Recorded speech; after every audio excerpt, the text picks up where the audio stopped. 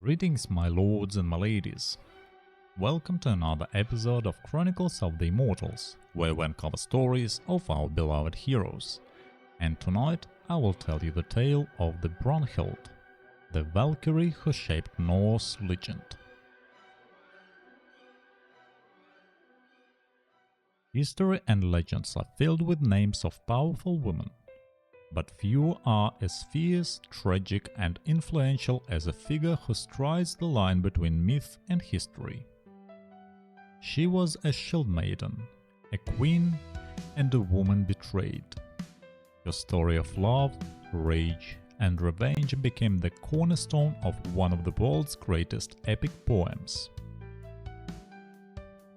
This is the story of Brynhild, the Valkyrie who defied gods and kings, and whose choices echoed through the sagas. Brynhild was not merely a mortal woman, she was a Valkyrie, a chooser of the slain, an emissary of the god Odin. Her duty was to descend upon battlefields and decide which fallen heroes were worthy of the great hall of Valhalla. But Brynhild possessed a will as strong as any god's. When Odin commanded her to grant victory to a king she deemed unworthy, she refused. For this act of defiance, the All-Father struck her with a terrible punishment. He pricked her with a slip-thorn and placed her in a fortress of shields, surrounded by a wall of fire. She was cursed to sleep forever, or until a man brave enough to cross the flames came to claim her.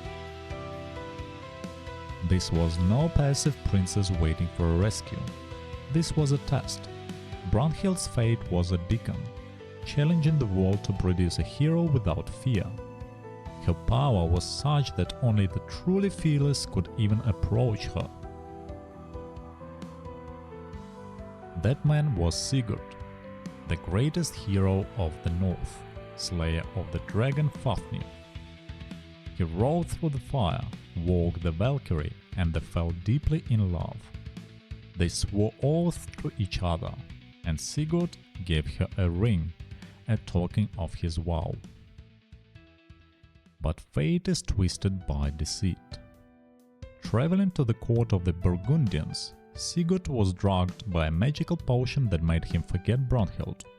He married the princess Gudrun instead. The true treachery came when Gunnar, Gudrun's brother, desired Brynhild for himself. Unable to cross the flames, he enlisted the amnesiac Sigurd.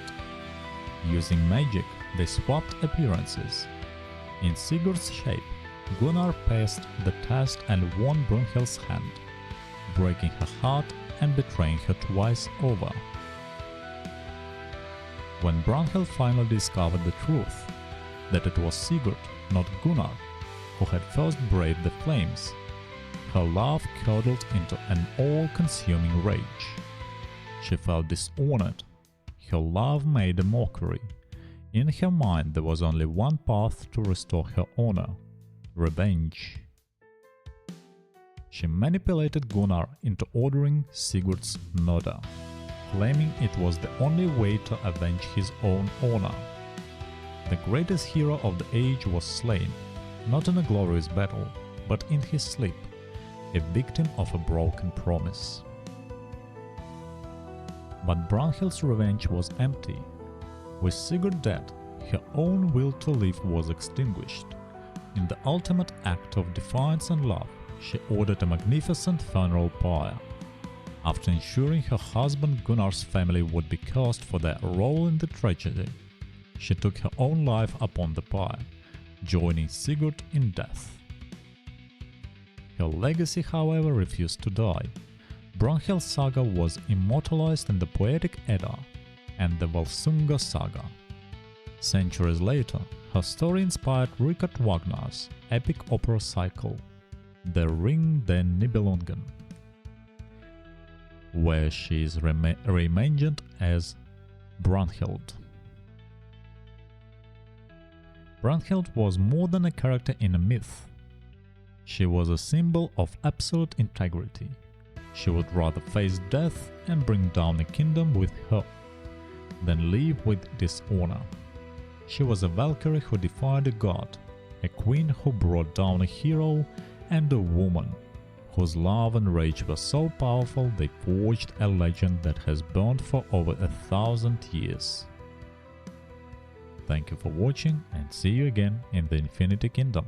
Bye bye.